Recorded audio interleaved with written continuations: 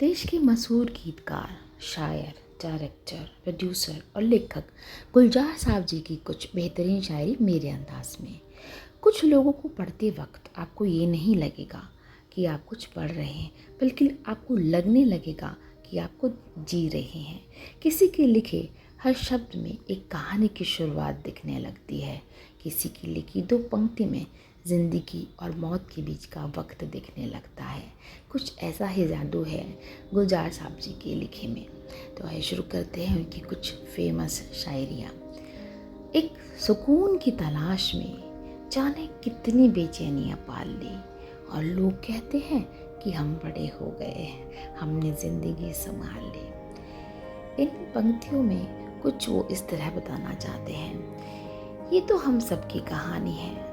एक लक्ष्य को पाने में ज़िंदगी भर लगे रहते हैं, ताकि एक दिन सुकून से रह पाएं। इस सफ़र में न जाने हम क्या क्या झेलते हैं, क्या क्या खो देते हैं, फिर भी एक दिन हम उस लक्ष्य को पा लेते हैं और ज़माना हमारे पीठ थपथपाते हुए कहता है कि आखिर तुम बड़े हो ही गए। लेकिन इस बड़े होने का सफ़र तक हमने क्या क्या झेला, ये सिर्फ हम ही जानते हैं।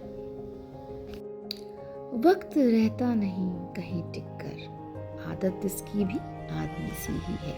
आइए जाने गुलजार साहब क्या कहना चाहते थे इन पंक्तियों में। इन दो पंक्तियों में इंसान और वक्त की समानता को दिखाया गया है। हम हमेशा वक्त के लिए शिकायत करते हैं कि अच्छा वक्त जल्दी चला जाता है, वक्त बदलते देर नहीं लगती, वक्त किसी का नहीं होता और ना जाने क्या क्या।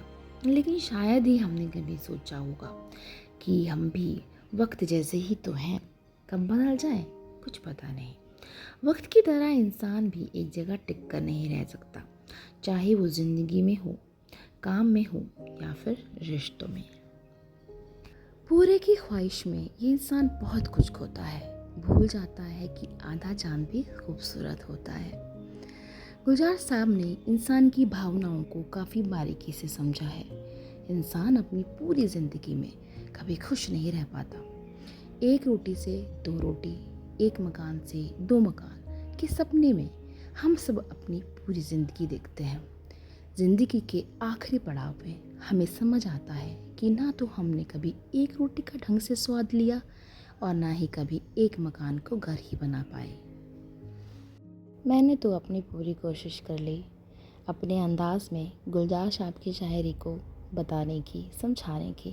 अगर आपको अच्छे लगे तो लाइक शेयर सब्सक्राइब ज़रूर कर दीजिएगा फ्रेंड्स। फिर मिलते हैं।